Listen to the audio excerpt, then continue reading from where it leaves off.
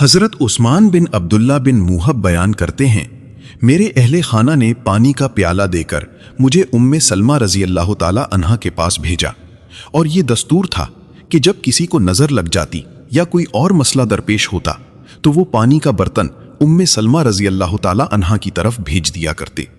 وہ رسول اللہ صلی اللہ علیہ وسلم کے بال جو کہ انہوں نے چاندی کی گھنٹی میں رکھے ہوئے تھے نکالتی اور انہیں اس شخص کے لیے پانی میں ہلاتی، اور بیمار آدمی وہ پانی پی لیتا۔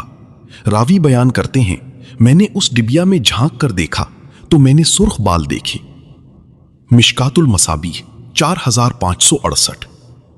حضرت ابو ہریرہ رضی اللہ تعالی عنہ سے روایت ہے کہ رسول اللہ صلی اللہ علیہ وسلم کے صحابہ میں سے کچھ لوگوں نے رسول اللہ صلی اللہ علیہ وسلم سے عرض کیا، کھمبی زمین کی چیچک ہے۔ رسول اللہ صلی اللہ علیہ وسلم نے فرمایا، کھمبی منو سلوا کی ایک قسم ہے، اور اس کا پانی آنکھ کے لیے باعث شفا ہے، اور اجوا کھجور جنت سے ہے، اور وہ زہر کا تریاق ہے۔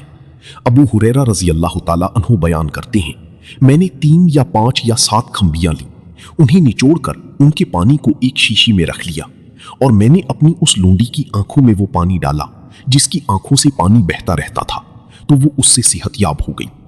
ترمذی، اور انہوں نے فرمایا یہ حدیث حسن ہے۔ مشکات المصابیح 4569۔